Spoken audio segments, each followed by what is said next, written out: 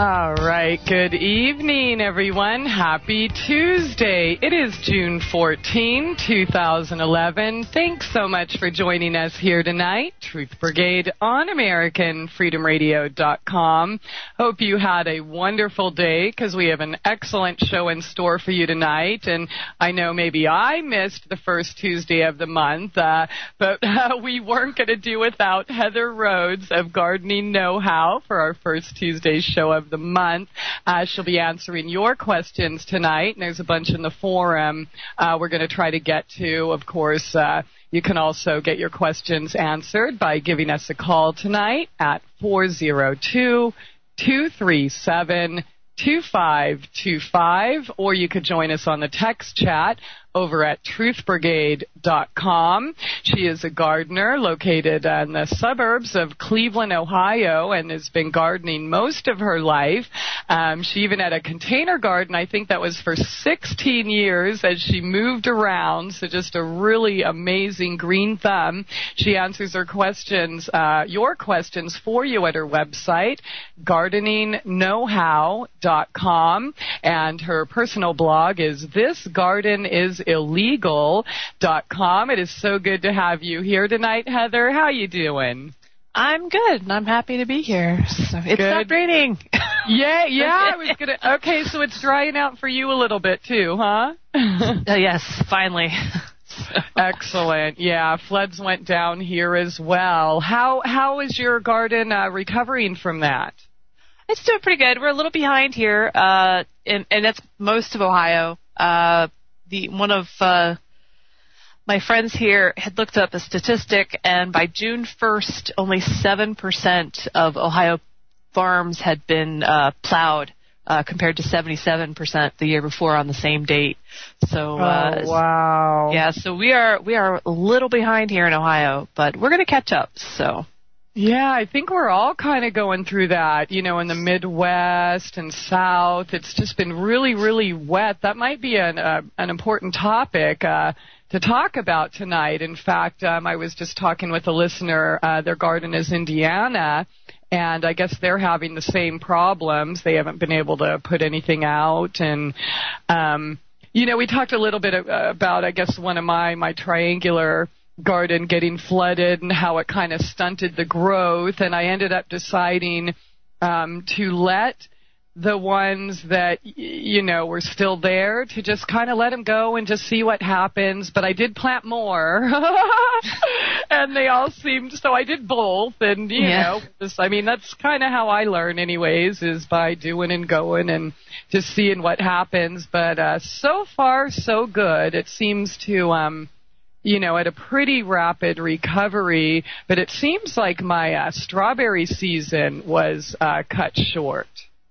Is that typical? I mean, we went from floods and way, way, way wet, 100-year flood condition type things going on, to super, super hot. Yeah, well, with the weather being like it was, part of the problem is with those early spring things, when you have a lot of rain, your pollinators can't get out. They're just kind of flooded out, the same as everybody else. And if you can't get pollinators to your flowers, you don't get fruit. So you may see a lighter fruit crop from strawberries, and even from your fruit trees, which are typically being pollinated in that early springtime. So cooler weather would have an effect on that as well. Just having the plants just aren't as vigorous when it's cooler out, which has been the case in a lot of the United States this year for the springtime. So. It seems also with that extreme, cold and wet, and then to super, super hot, a lot of my roots, my beets and radishes and some lettuces and head vegetables just went, and herbs even, went to seed, like immediately, because it went from, the rains to 100, literally, degrees out. Is anyone else experiencing that? And what the heck do we do besides, start saving seeds early? Yes, well, it's bolting. And plants that are stressed do tend to bolt faster. Plants that are in heat tend to bolt faster. What basically it is, a plant's whole purpose in life is to make sure that there are more plants like itself in existence. So if a plant feels threatened, whether it be because it's really hot or it's too cold, but heat tends to be the culprit in a vegetable garden. The plant's going to say, "Oh my gosh, I'm dying. I got to make sure that I get something out there so the next generation survives." So then they start growing their flowers. And for some crops, that means that it's total loss. Broccoli is always the one you hear about. People go, "Oh, my broccoli has pretty yellow flowers." Once you see those flowers, you're not getting ahead of broccoli. Yeah, you have no broccoli. Right. Or cabbage. Ugh, right. Gosh. And the best thing you can do is to make sure that they're watered and well mulched. Keeping that soil temperature down will help a lot with keeping a lot of those plants from bolting. So heavy mulching is the key to helping with that. You want to keep the soil at a consistent temperature, not necessarily the air, but the soil that the plants are in. Yeah, that makes sense. I mean, thankfully, that didn't happen to my whole garden because I had learned from several previous years of mistakes not to plant everything all at once. Right. But the ones that were planted before the floods and those extreme high temperatures overnight, it's like, okay, cool, I have seeds and eat the flowers and greens. What the heck? Just move on because there's more babies on the way. It was kind of sad because some of my not all of my herbs did that, but like parsley, cilantro, and dill, they just decided, screw this. I make babies. Cilantro, I don't even try to grow cilantro anymore. I have converted to Vietnamese cilantro. Which doesn't look anything like the traditional cilantro that we're used to, but it tastes exactly the same. And it likes wet, cool weather, but it doesn't bolt. So. Oh, okay. Yeah, all right, because the extreme temperature changes will make it do that, right? Right. Well, cilantro is so susceptible to it. It's so easy for cilantro to bolt. I've here in Cleveland, it's very common for weather to go, have 20-degree changes within a week. So you just can't grow it here. And so I always tell people if you have that same problem in your area, look into some alternative ones. Like I said, I like Vietnamese cilantro. Vietnamese cilantro. I'm writing that down. Yep, it's a water plant. It actually looks like I think it's called knotweed or smartweed, depending on where you live. Okay. It looks exactly like that weed, except it tastes a whole lot better. Okay, and does it have the same properties as traditional cilantro? In terms of health properties? Medicinal benefits. I don't believe so. It's more of a flavor thing, but it is very commonly used in Asia, and I'm actually not familiar with what the medicinal properties of the Vietnamese cilantro is. Okay. It's one of the things I am fortunate enough. There's a mail order company that's not too far from my house that sells the plant, and I just drive to their location and buy it. But if you are interested in buying it, it's Hertz Greenhouse. I know they're on eBay.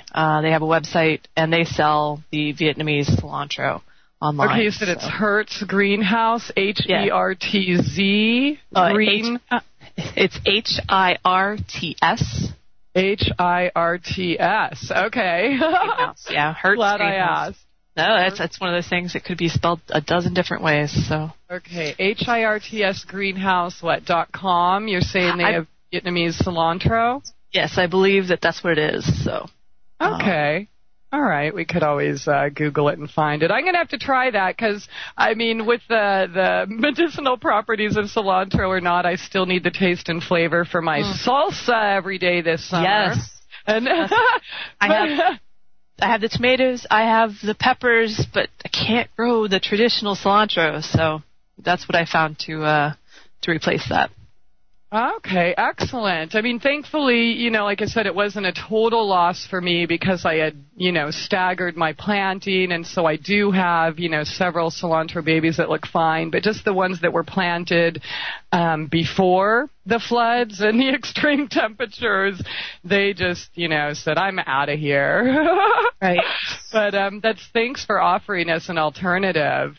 Now, I mean, I guess at that point we just kind of just let it go and collect the seeds and try again, right? Because herbs, especially like cilantro, have such a short growing season anyways. I mean, I usually grow at least 4 batches, 4 different times during the summer. Yeah, cilantro, if you're going to grow the traditional cilantro, you definitely are going to want to look into staggered plantings, so every 1 to 2 weeks, just plant some more seeds because you're going to be losing a crop. And that'll keep you in a pretty consistent supply of that traditional cilantro. Some other plants like basil, parsley, when it starts to bolt, if you catch the flower early and snap it off, the plant can recover from bolting. So it really just depends on the type of plant you're talking about. Yeah, okay, excellent. I have noticed that. All right, well, I'm glad we're kind of talking about that. I guess, though, like head lettuces, head cabbage, broccoli, cauliflower, and stuff, if it's if we happen to lose that and it bolted already this season, we're pretty much done till fall, right? Most people, yes. Lettuce you can grow in shade during the height of summer. It is one of the few plants, there are few vegetables that will grow in shade. You can only do it, like I said, in the really hot months when they don't like to be out in the sun. Your broccoli, yeah, that's pretty much gone. Cabbage, you're going to have to wait till the fall again. Anything that requires cool crops plus a lot of sunlight, you're going to have to wait. So, well, at least the flowers taste good. Yeah, and you can be creative with what comes out of your garden. I know I've had garlic scapes this week, which is a lot of fun. That's when your garlic starts to bolt. You can cut those off. You can cut those off and cook them up. Okay. So you can eating the flowers is perfectly fine, and they do taste very tasty. So. Awesome. Okay, well, do you have any other tips for those who maybe went through the same kind of weather we did with the floods and then the extreme temperatures? Well, first of all, I want to tell most people don't despair. Just because we're planting late this year does not mean that it's a total loss. Plants like your peppers, tomatoes, eggplants, they actually enjoy being planted a little later in the season than most of us actually do plant them. They really want they grow best if the soil temperature is above 50 degrees. So, everybody starts planting their tomatoes at the beginning of May, and the soil temperatures are still, in the 40s area. And they really don't get up to the 50s in most parts of the country. This excludes, of course, like the South and, the Midwest, or not the Midwest, the Arizona and areas like that. But most parts of the country, the soil temperatures don't really hit 50 degrees until about Memorial Day. So, if you were planting, your tomatoes, your peppers, and your eggplants around Memorial Day or even a week after, don't think that you've lost the season. Those plants will catch up incredibly fast being planted in warm soil. Okay, so I mean, is it too late to plant seeds now? I wouldn't plant seeds at this point in time. I would definitely be looking at plants. Okay. But you can plant rather small plants, and they will catch up very quickly. I know the plants I put in were only about 4 or 5 inches tall, and I know that by mid-July I'll have full-size tomato plants that'll be starting to produce. So. Okay. All right. I've noticed that, remember the ones that were kind of stunted during the floods, the ones that I planted after that have more than caught up with right. the ones that were planted a month before. So, yeah, That's kind of exactly amazing right. how that works. Yeah. Speaking of, you know what, let me ask you this. I put up a little video yesterday just because, you know, people always look at pictures of my garden and they want to see what it looks like. And so I finally did it. And I realized when I was doing that like half of my garden, of the big garden, planted itself. I mean, like literally just... You know, I had what in mind, what I wanted to do, which of course was, you know, pretty much the same regimented routine thing as I do almost every year. But these, you know, I think we talked a little bit about volunteer crops. When that first started happening, I decided, just let them go and get over your big bad, you know, regimented lined self. And I found that these plants were even stronger and better than the ones, more fruitful than the ones I had planted. So this year, it's even more out of control. I mean, things are growing. There's like there's supposed to be tomatoes and then cucumbers, but there's like cabbage and spinach and beans and a carrot and, you know, all this crazy stuff all mixed in. And I'm just going to let them all go. You know, just to kind of see how it goes. I'm just wondering, is Mother Nature trying to teach me something else about companion planting I may have never thought of before?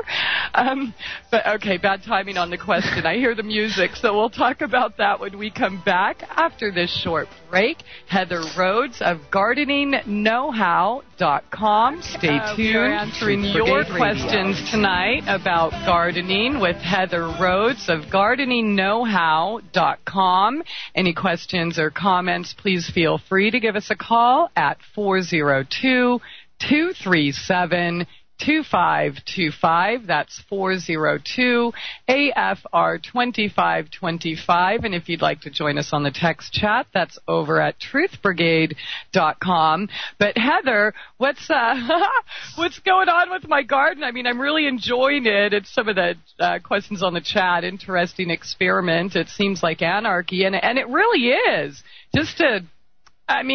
What am I going to do? You know, just let it go and see what happens. Well, you know, there is nothing wrong with doing that. You know, first of all, you had asked, you know, is Mother Nature trying to teach me a lesson about this? In a way, she is. A lot of times we do plant our plants in our garden a little bit off because we get excited. We're like, oh, it's warm. You know, I want to put my tomato plants in. I want to put this in. I want to put that in. And it may not be quite the right weather for it yet. By watching the volunteers in our garden, we can see when they're supposed to grow, and they grow well when they're supposed to grow. The second thing is you know, there's a theory that what may have happened is you have your compost in your compost pile, and part of the great thing about compost is that it heats up. Now, if it doesn't heat up enough to kill the seeds in it, what it does do is it heats up enough to protect the seeds from the cold. So then when you go to spread your compost out on your garden, you end up with a lot of different volunteers all over the place. Mm-hmm. And there's, you know, even theories that this compost pile phenomenon is maybe what invented or created traditional farming. Mm-hmm. You know, back when we were hunter-gatherers, we would wander around following herds, and when we would stop in a place, we would put all of our trash, which was mostly fruits and vegetables, into a pile, or mostly scraps from fruits and vegetables into a pile. Then we'd go follow the herds for a couple months, and we would come back to the same location, and somebody finally realized that there were plants growing in what is effectively a compost pile. And the heat from the compost kept the seeds safe from the winter cold, and then encouraged the plants to grow later on. So that's kind of what's happening in your garden, it sounds like, is that you know, you put all you do your good gardening thing. You take all of your scraps from your fruits and vegetables, you put it in your compost pile. You know, it breaks down. Seeds are a little bit more resilient to that breaking down process than they're supposed to be. Mm-hmm. And then when you spread it out, voila, magic garden popping up everywhere. Yeah. That's pretty much what's happening. I'm loving it. But, okay, I got to tell you this, though. This makes no sense because I guarantee I had no seeds of datura or moonflower in my compost. Okay. Now, my garden, my big one is raised, and then it's raised on top of the raised because it's all clay here. So, anyways, I actually planted some. I picked up seeds when I was in the desert. So literally they're brand new out here. I planted them in the 4 by 20 foot area that is adjacent to the raised garden. Mm-hmm. Well, none of them came up there, but instead they're popping up in my fenced-in garden, in tomatoes, in beans, in peppers. I mean, it's just like, how did they jump and move 20 feet? I think you had magic garden fairies helping you, a.k.a. small rodents, either voles or moles, or mice. And this does happen too, as you plant seeds and little critters come along. And what do mice and voles eat? They eat seeds, they eat plants, and they go, hey, somebody left me a tasty treat. And maybe, and they carry them away, and they might carry them to other parts of your garden. They might not find them palatable. They might not, especially with datura. Or maybe they poop them out. That's possible, too. They eat them up. They don't break the seed casing, and then they poop them out. You'll find that a lot with wild berries. Raspberries. People all of a sudden have raspberries growing in their garden. That's little birds flying over your garden and leaving you little seed presents as they go. Okay. Now, I have, mustard growing everywhere, literally, 150 feet from my garden. Mm-hmm. And another thing that's strange is in my caged garden, it's chicken wire. Nothing can get in there. I guarantee there's no holes. Birds always end up there. I walk out there in the morning, and they're just in there dancing and singing. Do you think they might be rearranging things for me? Oh, certainly. Lots of birds eat. I mean, what is bird seed or bird feed but seeds? Yeah. They love eating seeds too, and in their natural environment, they're going to be pecking through the dirt looking for seeds and that sort of thing. So they're going to be looking for it. And with birds, they might even be just picking it up. Oh, that's not what I'm looking for, and then just sort of tossing it with their beak over their shoulder, which then causes it to land somewhere else where it's going to grow. Okay. Now, I've never grown datura before. I don't know anything of what it's a companion to, so that's why I wanted to plant it by itself outside of the garden. But like I said, it's growing in the tomatoes, the peppers. Oh, my gosh, there's some also in some type of squash or vine, but I can't tell you which one it is because they all look the same when they're young. Also growing in the potatoes, growing in the peas. It's just insane. I mean, it's beautiful. I'm not complaining. It is beautiful. It's just a trip. Yeah, the only thing I would have to say that I'd be careful with datura. It is poisonous if you ingest too much of it. And by ingesting too much, you just have to take Some people will use it as a narcotic, which is very unwise because if you take too much, which is very, very easy to do, you can kill yourself. Well, I don't know anything about that. Yeah. I just thought it was extremely beautiful. I'm not saying that you do. I just pretty. I have an article about it. I grow datura as well. I always tell people it's one of those things you just have to be very careful about in the garden. Mm-hmm. People always go, oh, it's poisonous, we can't grow it. Well, a lot of things you grow in the garden are poisonous. As a matter of fact, well, I say tomatoes, eggplants, and peppers they're part of the nightshade family. If you eat the leaves, you will die. Or make yourself very sick. Because I have morning glories all over, so I like the idea of something blooming in the morning, something blooming at night, and right. And so now it's in my garden, and I'm like, what? Well, and the reason I bring up the narcotic thing, I wrote an article about datura on my blog, which because I grow datura in my yard, and I had several people come on and say, oh, it's not harmful. I use it all the time, and the fact of the matter is, it is. So that's what you want to be careful of. The seeds, you want to make sure that you don't get the seeds on your fruits and vegetables that you're going to be eating. You don't want to. You want to make sure the sap can be irritating to some people, like poison ivy. So if you're in there picking, fruits and vegetables where it's growing. You just want to be careful that you're not breaking the stems and getting that sap on your skin. Other than that, it's a gorgeous flower. I personally love it. It is at nighttime. It makes your garden smell absolutely glorious. Mm-hmm. So, but you do want to be careful. Small children around. You want to make sure that they're not chewing on the leaves, and you should teach that to your children, regardless of whether it's datura or any plant in your garden. So you're saying I shouldn't be eating it? I shouldn't be mixing it in my little salads? Or? Well, I would say because you're growing it, because it's growing in your vegetable garden, you just want to make sure that it doesn't accidentally end up in your food stream, whether it be the seeds from the flower pods or whether it be the leaves itself. You just want to be really, really careful about that.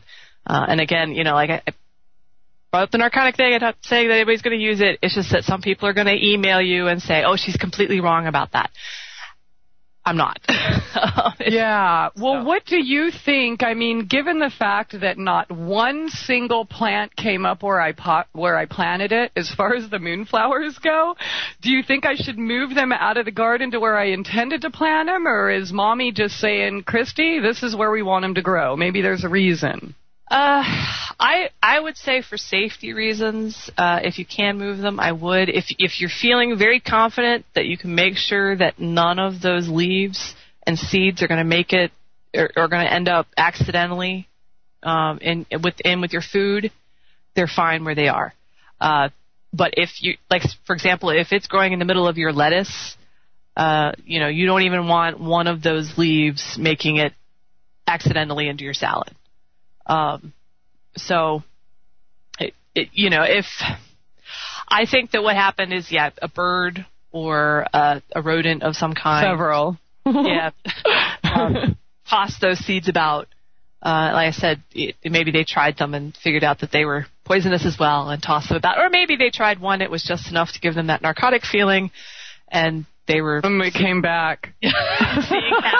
Seeing happy elves in your garden or something. I don't know. I want to hang with the birds and the rodents. That sounds fun. But, it's just one of those things. I don't want to say you have to move them because the leaves of datura are no different than the leaves of your tomato plant. Okay. In terms of level of poison to you. And obviously you don't see people coming down sick because they were eating their tomato leaves by accident. So, yeah, exactly. I don't think I'm gonna eat anything by accident. Let me ask you this though. One thing I did notice was that what are those little jerks called? Japanese beetles and squash bugs. They like datura. So maybe it'll be like a good decoy, so they'll leave my beans and squash alone. Yeah, if you're finding them to be a great decoy, then use them that way. Sometimes the best things in the garden you find out by accident, and if that's working for you in your area, by all means, use them in that way. I think. You know what? I'm just going to let it roll. I'm going to let them grow where they are and just see what happens. Maybe some of them I'll pull out, and some of them I do have in pots that I could transplant to where I originally intended them to be. But, you know what? It'll just be another one of those things. We'll see what happens and report back. Right. And that's half of gardening. I think earlier you were mentioning that, you were learning from your mistakes. And the fact of the matter is that you can be gardening for 50 years of your life, and you're still going to be learning from your mistakes. And that's something a lot of new gardeners don't realize. You get these people who start their garden and they lose half their plants the first year, and they're like, oh, I failed. And you know what? You could be gardening for 50 years and still lose half your plants. And you get to the end of the season and you're like, well, I learned something. So that's just part of gardening is you're going to learn things, and it's half the fun of gardening is being aware, so that you notice things like, hey, the Japanese beetles really like these daturas. Maybe I'll plant these daturas near the vegetable garden again next year to help with that. Or maybe it's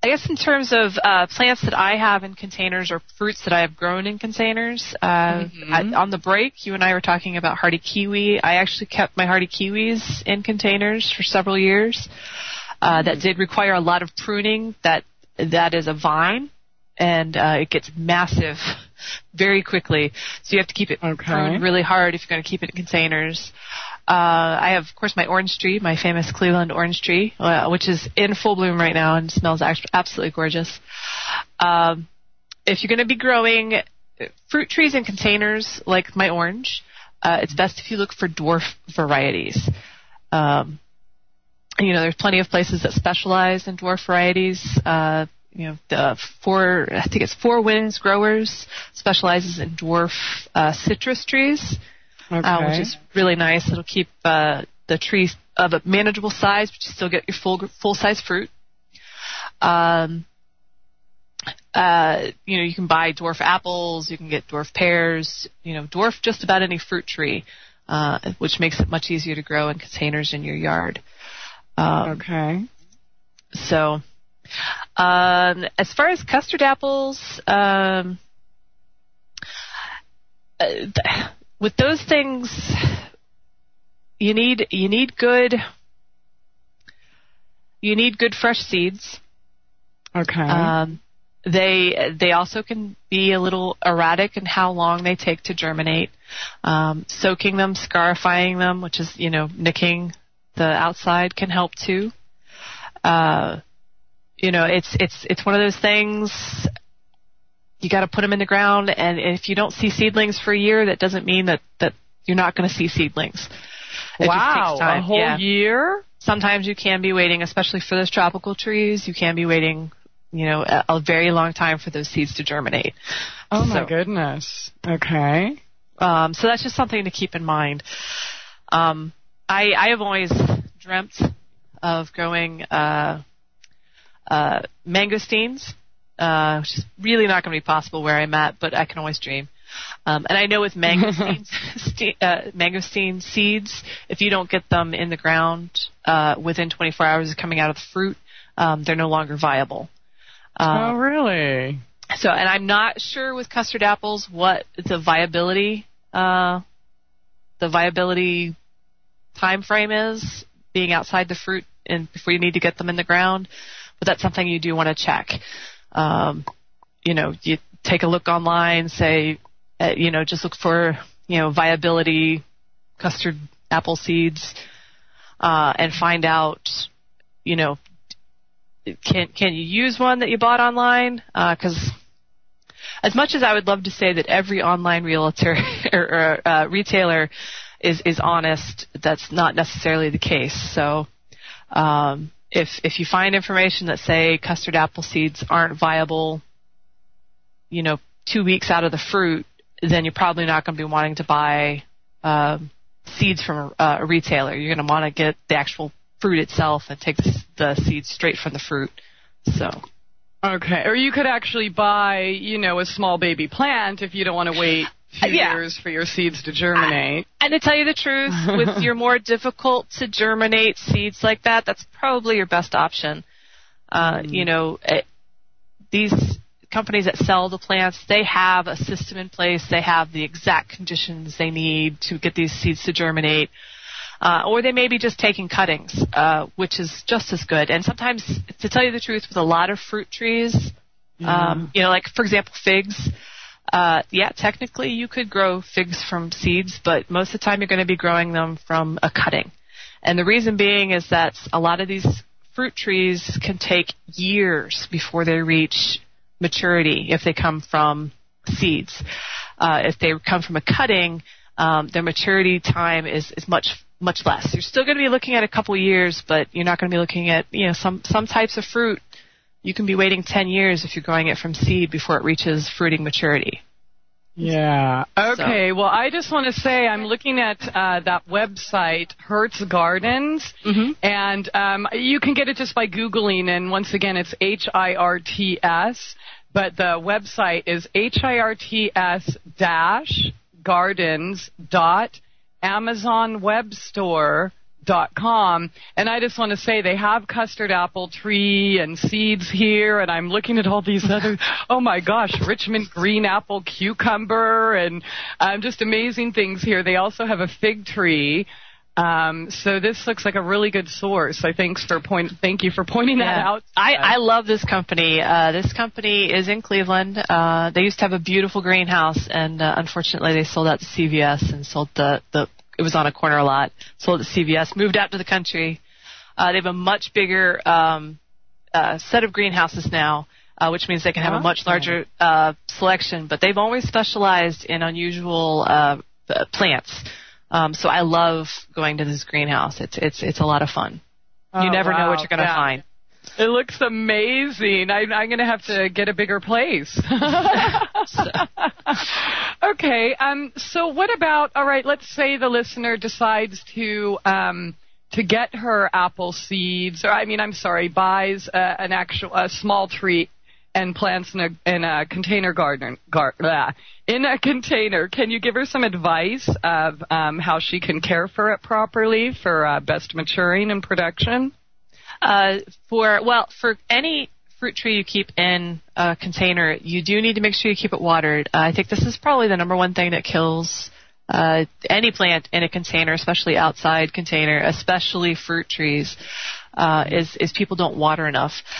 We have to remember that when we put a plant in a container, it's just not going to be able to go look for water on its own. It's going to be waiting for you to help it. And if you're looking at temperatures of under 80 degrees outside, you're going to be wanting to water at least once a day. If it's over 80 degrees, you're going to want to be watering twice a day. And over 100, you may want to consider watering 3 times a day. That is 3 times a day? 3 times a day, especially for your fruit trees, because that's any stress at all is going to cause that fruit tree to drop fruit. Because that's the first thing they're going to get rid of if they feel threatened. So okay, because last month we talked about caring for your transplants and your babies in the garden, and you said our vegetables need 2 inches of water a week, but it's much different for fruit trees. It's sounding like if fruit trees in containers. Now, fruit trees in the ground, you're going to still look at 2 to 4 inches of water depending on the type of weather you're experiencing. But in containers, their roots can't grow down. They can't grow out. Evaporation is much higher, especially if you have your plants planted in terracotta, where your evaporation is not only happening at the top, but at the sides. Water is just going to literally evaporate from that soil very quickly, especially in very high heat temperatures. So, if you want to make sure that you get the best fruit production possible, you want to make sure that you're watering a lot for your fruit trees. Okay. All right. Very good advice. Now, let me ask you about avocados. I know you have a couple articles on your website there, and I've been saving my avocado seeds. So let's say I want like 400 avocado trees. I hear the music, so we'll talk about that when we come back. Because, that is something fun to do, especially with your children, and watch it fruit and such. So we'll talk about that when we come back from this short break. Stay tuned, everyone. Heather Rhoades here on Truth Brigade Radio. Welcome back. Top of the second hour here tonight with Heather Rhoades here on Truth Brigade Radio, answering your questions tonight. GardeningKnowHow.com is the website, and we left off talking about growing trees in containers and avocados. What do we do with all those seeds? Oh, you don't want the answer. Actually, you can grow the avocado seeds. Well, you can grow the avocado seeds, and you can grow them for fun. And they are great house plants. I have one of those avocado seed house plants myself. But the fact of the matter is that they will not produce fruit for you. Never? Never. Really? And even, they might produce fruit, but it will be inferior fruit. What happens, and this happens with a lot of fruit trees, they take the good type of tree for growing the fruit on top, and they connect it to a really good root system from another type of tree, so that it can support the really good fruit growing on top. And if you don't have that combination of the rootstock grafted onto the scion, you're just not going to get the same results. So you can grow your avocado seeds from the plants or from the avocados you buy at the store. You can grow them for houseplant, but don't expect to get fruit from them. If you want to get an avocado tree that'll produce fruit, then go online and buy an avocado tree from a reputable dealer. So. Okay, darn. All right. Well, hey, it's, who can't use a couple extra pretty plants? That's a bummer, though. I love avocados, and I have to buy my own. I'm betting if we look at this Hertz Gardens, we're probably going to find an avocado tree there, too. You never know what Hertz is going to carry. It's amazing. It changes all the time, so. Let's see. I'm searching avocado. Uh-oh. Oh, my gosh. Did we find something they don't have? Okay, well, we could look around. All right. You're saying that the ones, in a couple months. Yeah, so. Okay, so you're saying the ones that we buy or the ones that we, pull out of our fruit that we get from the store, it's going to be inferior if it does produce at all. Yes, that's correct. So. Okay. But the proper way, anyways, I mean, if you do want to seed it, because it is a fun project with your children, get your little toothpicks, and how do we do that? Yeah, you could do it one of two ways. It's the water method or the soil method. The water method is typically most fun if you're doing it with the kids because they can see the root grow out and the sprout come out. Mm-hmm. You're going to take your toothpicks, stick them into the side just around the equator of the seed, and then just stick it into a jar of water, making sure that the water's coming up over the bottom half of that seed. And not every time. This brings up a whole other issue, but in the United States we do irradiate some of our fruit and vegetables. If it comes from an irradiated, or is it irradiated or irradiated? I can't remember irradiated. The word. Irradiated. If it comes from an irradiated fruit, that seed will not germinate.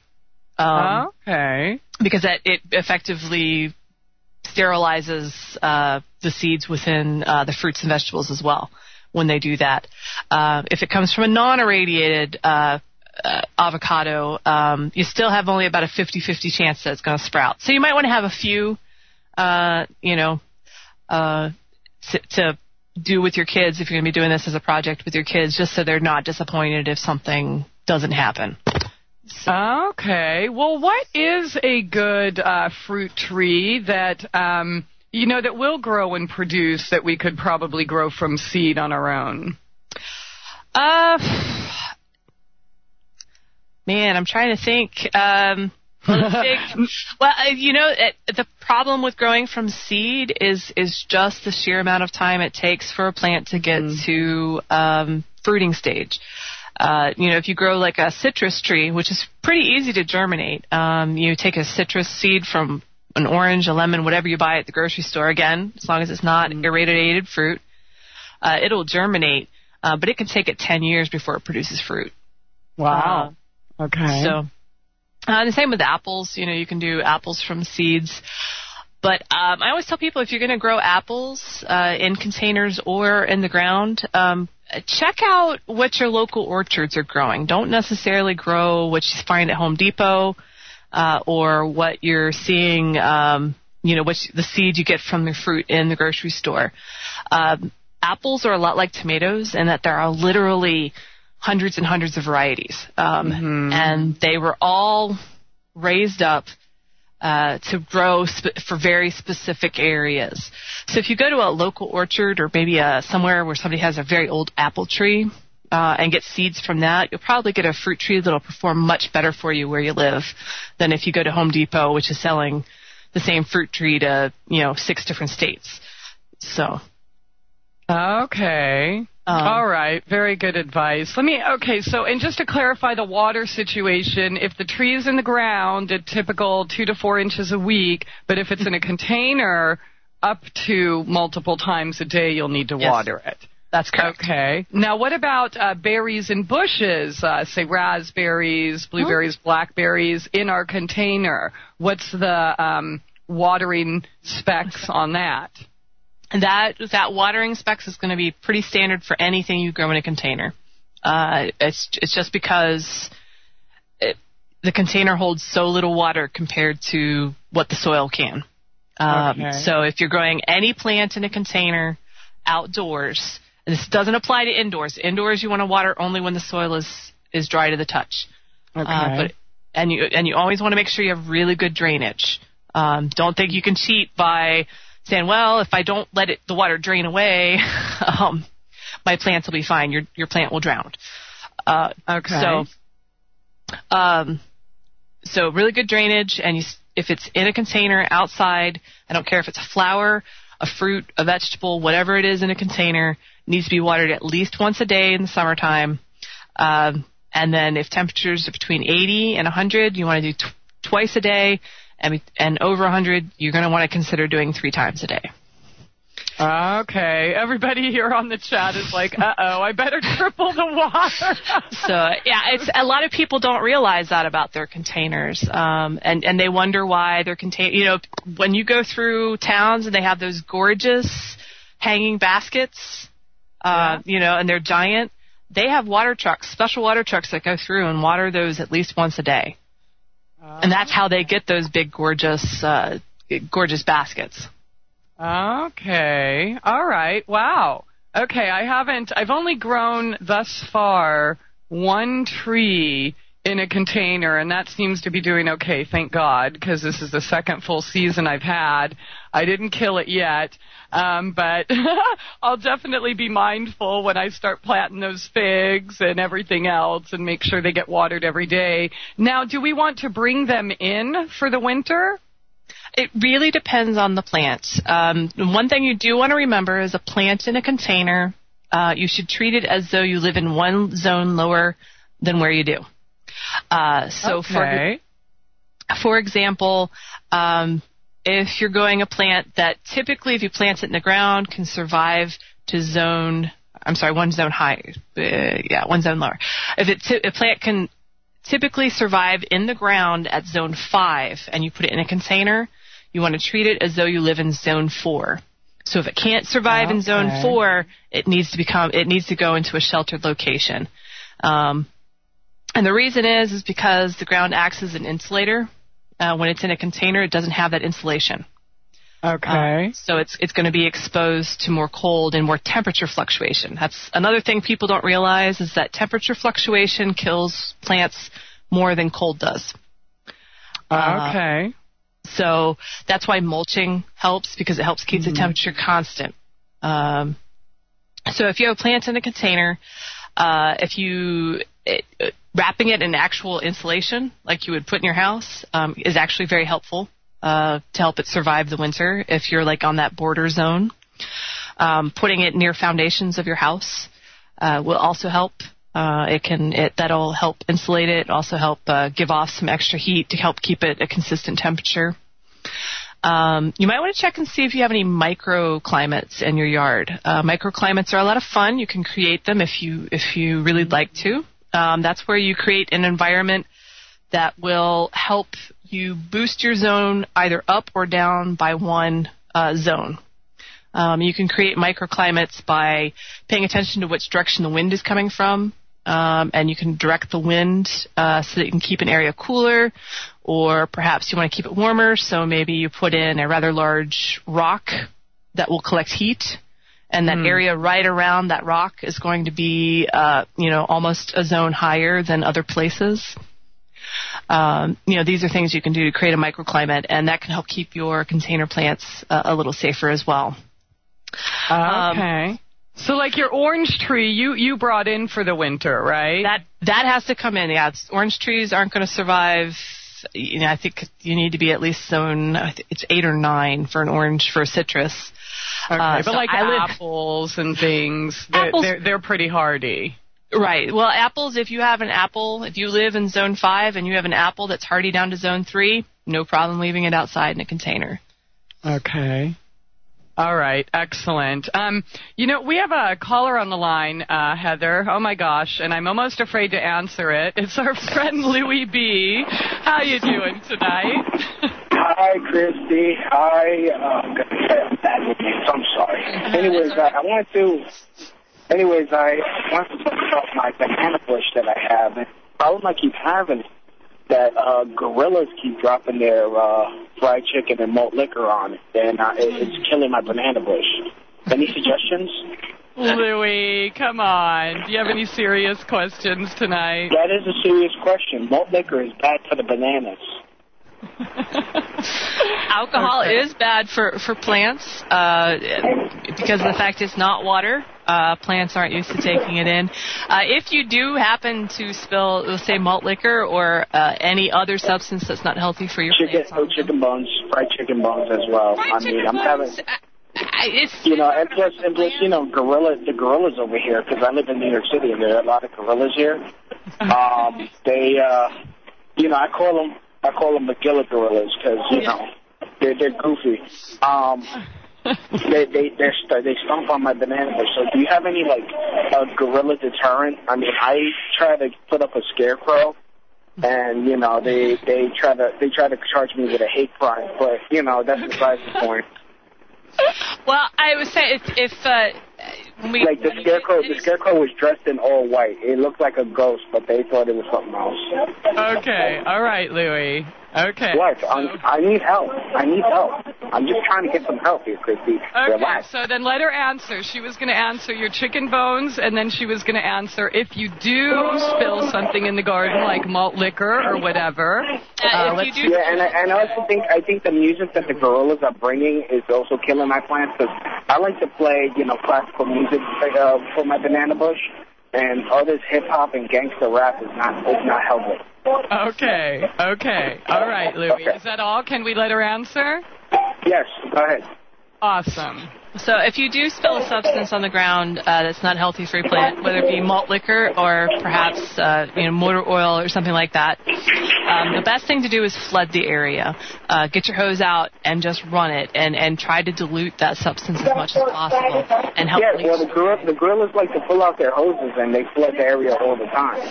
Okay, all right, Louie. What? Okay.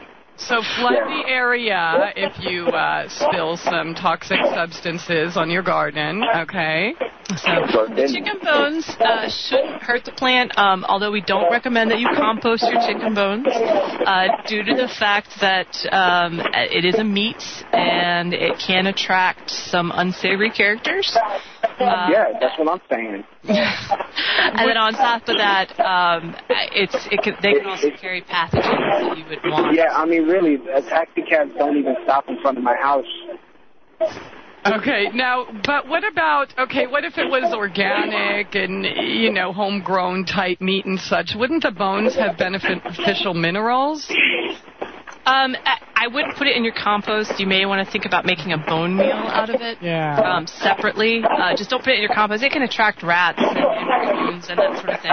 Plus, in the compost, it's much more susceptible to, developing pathogens that you don't want around your vegetable garden. If you create a bone meal out of it instead, which is kept separately, you can make sure that it's processed correctly. And it's not going to be dangerous. You're going to be able to sterilize it and that sort of thing. So awesome. Okay. All right. So, anyways, thank you for your honest answers. Also, want to say that I am starting my own gardening group. It's called the Clean Cornish Crew, all spelled with K's. So, stay black, everybody. Love you. Okay, love you, Louie. My goodness, you answered him. That was beautiful. Great answer. Oh, Louie. What a with you. Okay. Well, that is very useful information. Absolutely. And he brought up the bones, and it made me think. What about shells, say mussels or oysters or things like that? Is that good to put in our compost? I wouldn't put them in the compost just because it would take so long for them to break down. Again, you're much better off grinding them separately and using them as a type of bone meal rather than putting in your compost, because they're just the nature of shells off of shellfish. They're supposed to be pretty darn near indestructible. So putting them in compost, they're never going to break down. So you're much better off grinding it up into much smaller pieces and then just spreading it that way, or using it as a compost. Or mulch, I mean. Mulch. Okay. All right. Excellent. Wow. Okay. Well, let's move on. We have another question about the concept of vertical gardening. And, gosh, you sent some links of some amazing gardens people created on their patio, or living on a balcony in an apartment. Because we hear that all the time. Oh, I don't have room for a garden. I live in an apartment. I only have a, 8-foot balcony or this and that. But, I mean, this was amazing. This person, I guess, picked up pallets. That were behind like dumpsters and, I'm going to post this here in the chat, but made a beautiful, lovely garden that took up literally no space, a foot of space or something, and 4 feet tall. But let's talk about vertical gardening when we come back from this short break with Heather Rhoades of gardeningnowhow.com. Thanks for joining us here tonight, Truth Brigade on AmericanFreedomRadio.com with our special guest tonight, Heather Rhoades of gardeningnowhow.com or thisgardenisillegal.com, which is her personal blog. If you have any questions for her tonight, the phone number is 402-237-2525, and if you'd like to join us on the text chat, that's over at truthbrigade.com. Heather, we left off on vertical gardening, and there was a statement in the chat. They said they were thinking of trying the vertical method for strawberries so they can grow more berry plants. So maybe we can start off talking about that and why vertical gardening is beneficial. So, well, you already talked about the number one benefit to it, which is it's space saving. You can take a space, a blank wall, and turn it into a beautiful garden. I use vertical gardening in my vegetable garden for growing. You can grow any sort of vine up a string or up a fence. So that's squash, melons, anything like that. Tomatoes grow well vertically. I grow mine up strings. I have a video on YouTube of me putting in my vertical supports. Strawberries, you talked about the pallet method, which is becoming very popular for vertical gardens. And strawberries will grow very well like that. You've perhaps seen the topsy-turvy strawberry planters. You don't need to go buy one for $19.95. You can get yourself a pallet. You can get yourself a 5-gallon bucket and drill some holes in it and get the same effect. So strawberry plants is a great idea for vertical gardening. We're seeing vertical gardening pop up everywhere from vegetable gardening. Actually, Skid Row in LA installed a vertical garden. We're talking about some of the worst areas in the country, and they're able to grow fruits and vegetables in these very urban and blighted areas using vertical gardening. You're seeing it for decoration. I have a vertical succulent garden that hangs next to my front door. Indoors or outdoors? It's outdoors. It's outdoors by my front door, and I have all these succulents that are just hanging in it's a little frame that's about 1 inch thick. It's got pockets in it. And it looks very nice. You're seeing a lot of landscape artists are now taking on the sides of buildings using vertical gardening, where they will create entire landscapes up the side of multi-story buildings. And it's quite beautiful. So. I'm just looking at my plain walls here in the office, picturing a whole bunch of pallets here indoors, since this is the only room with light. But how easy would it be to grow a vertical garden indoors?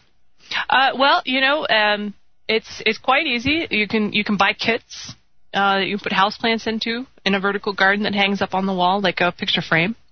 There is a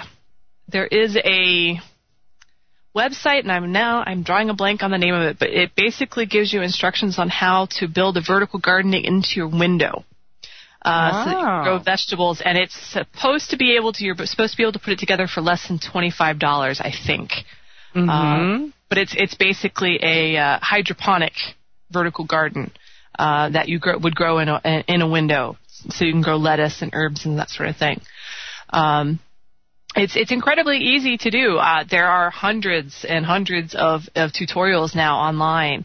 You can type in, vertical garden palette or vertical garden, whatever method you choose to use, and there's instructions online. If you're not into building something, there are now lots of companies that sell these, I don't know what to call them exactly. They're kind of just like squares that you install on the wall, and they have pockets already built into them that you can tuck your plants into. Very easy to install if you want to go that way, too. Anywhere you can get sun, you can now garden, and that's just what you need to keep in mind. So. Okay.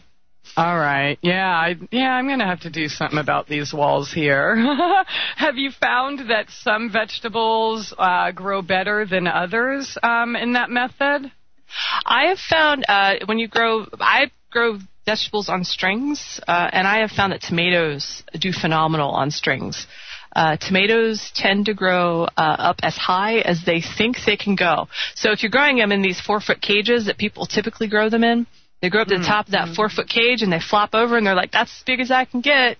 My tomatoes, my frames that I have the strings on are between 8 and 9 foot. And it is not uncommon for my tomato plants to get to be 10 to 12 feet.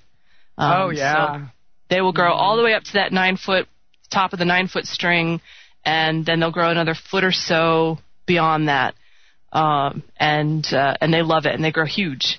And if you ever look at these people that grow, world's largest tomato plant and that sort of thing, you always notice that they have cages that keep going up and up and up, which is, that's a type of vertical garden. And that's the reason why, is the more support you give them going up, the bigger they'll grow. So, squash plants tend to grow really well up fences and that sort of thing because they can get to the light better. And people always worry about the fruit falling off of squash plants and melon plants when they grow vertically. Typically, they'll be fine without any support, but you can always use a little pantyhose and tie it onto the fence and make a little hammock for any fruit that are growing on the plant. So. Okay. I just want to say, all of my vines, when I first started growing in the cage, I had no idea what I was getting into, and we kind of built those little, I don't know what you want to call them, shelves, I guess. I mean, it isn't really square foot gardening. It isn't really vertical gardening. It's kind of like all of it.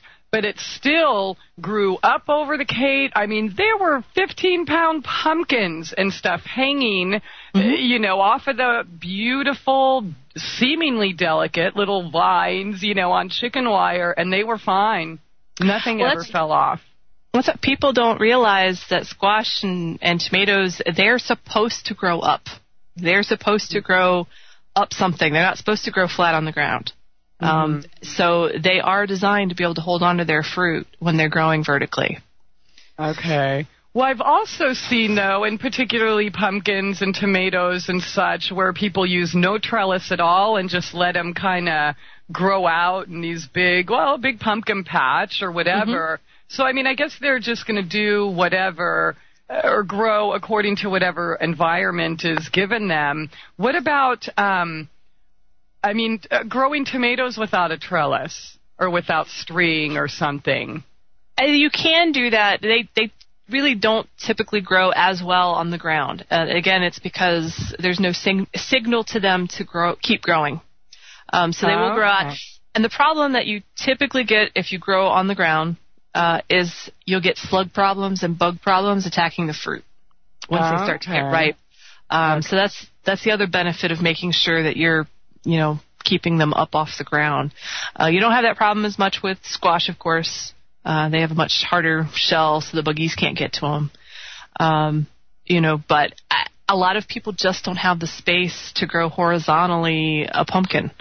Yeah. Pumpkin vine can get to be 30 feet long. At least. It's like growing across your yard. Your neighbors are asking, attack killer pumpkins. Right. And growing vertically allows you to not have to sacrifice 30 feet of your garden for a single plant. So, that's another thing to consider when you think about vertical gardening. So. Okay, and then someone asked on the chat, will melons also grow vertically? And absolutely, it's a vine. Yep, they do great. They do great growing vertically. Excellent. Okay. Now, all right, you mentioned you have a YouTube video showing how you did strung up your tomatoes. What is your YouTube site? I think it's Hannah My Love. So if you do stringing up tomatoes, you'll see it. I used, if you have read This Garden is Illegal, you know that I tend to be a little funny on there. I actually intended this video to be very serious. I was going to show how to string up tomatoes in the garden, and then I let my husband help me. And I always tell people, feel free to laugh at him. I do. So at one point in time in the video, he is standing literally on top of a stepladder, a hatchet, hammering a pole into the ground with a hatchet on top of a stepladder. All right. That sounds fun. Okay, well, I found that. I posted that video in the text chat. So, okay. And that string is cheap and easy, so sounds like something we all can do. Yeah, it's if anybody is I think it was Organic Gardening had done an interview with me that year that I put that in, and they told me that all of their gardens are now string gardens. That they have found the method to be very, very effective in growing plants and helping to keep everything neat and tidy and space saving. So it's becoming very popular. Even in commercial growers, they will grow on strings in the garden. Okay, yeah, I was going to ask you if there was one method or material that proved to be more beneficial than the others. And so you're saying string is up there?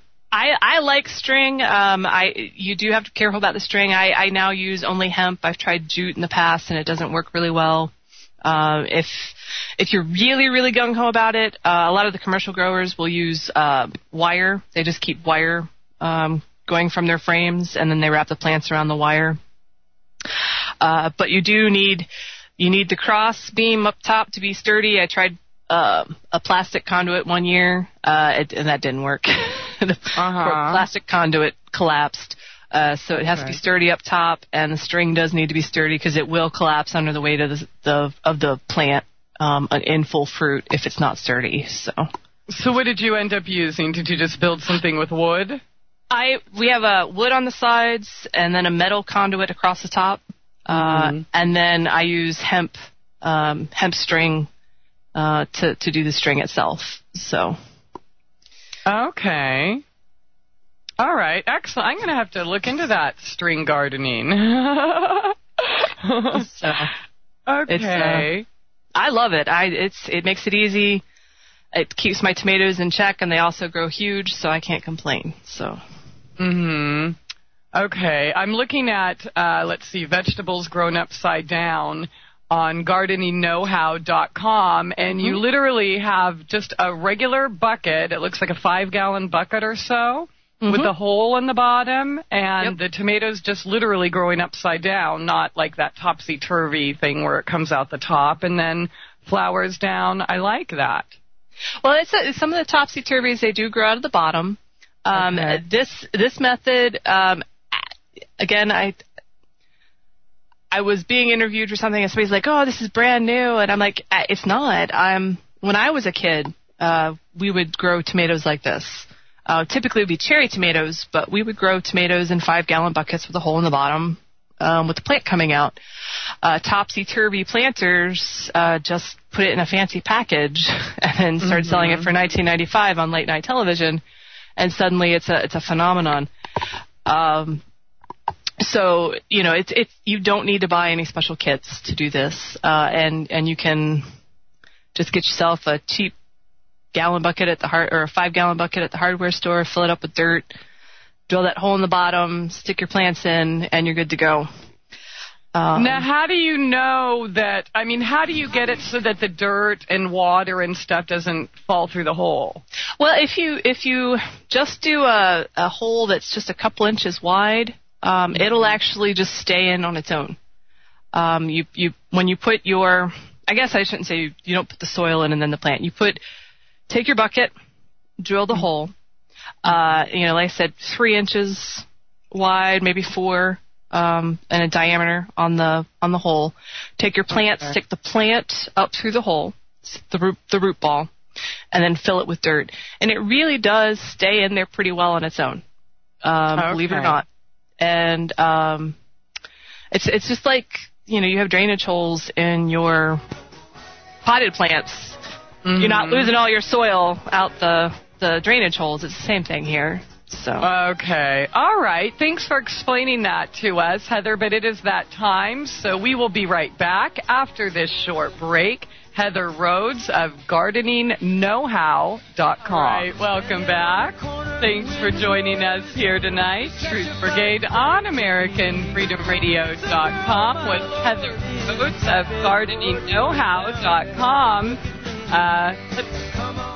Are we there? Okay, we are here. All right, Heather Rhoades of GardeningKnowHow.com, and thisgardenIsillegal.com, and we kind of left off talking about vertical gardening and how to make your own upside-down tomato plant, and I'm loving that idea. Now I'm looking at my ceilings thinking, how much can I hang here? What are some other vegetables that would be good to grow upside down as well?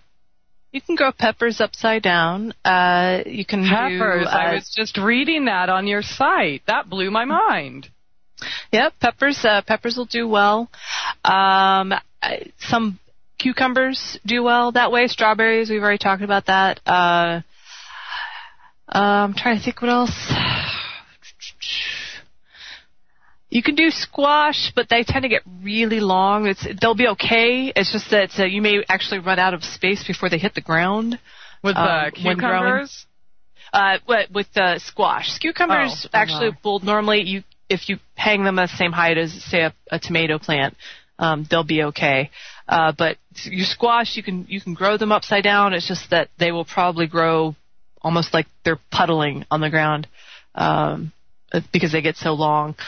So, all of those are good. I always tell people you want to plant something on top, too. Otherwise, you're just wasting space. So, lots of herbs go up there great.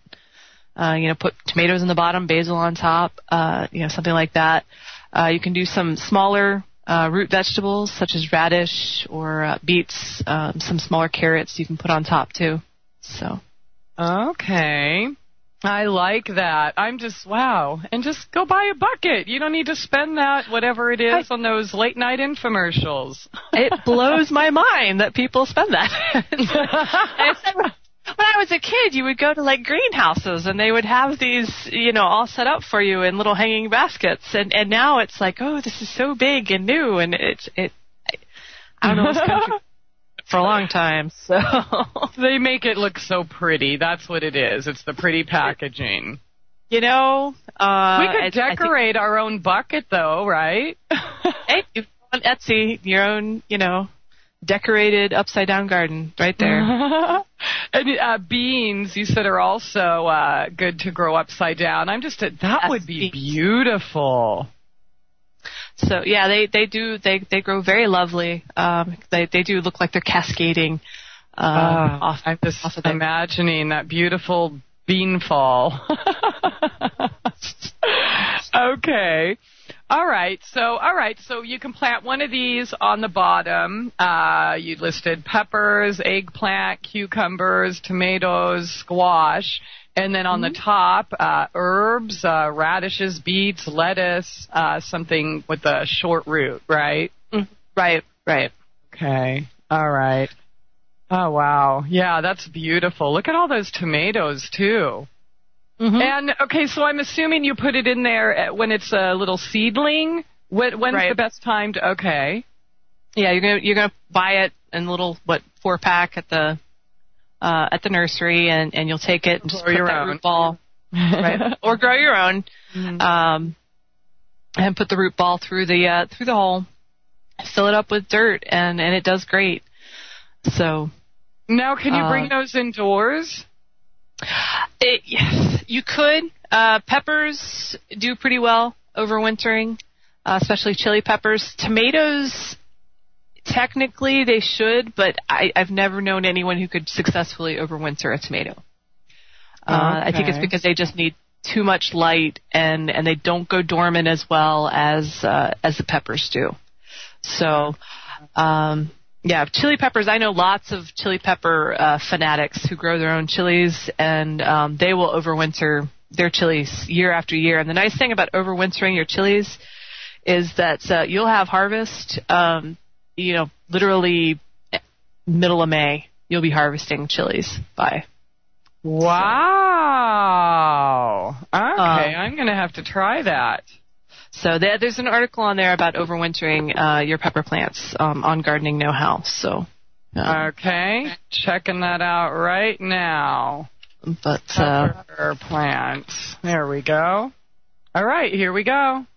Post. All right, I'll be posting that in the chat as well.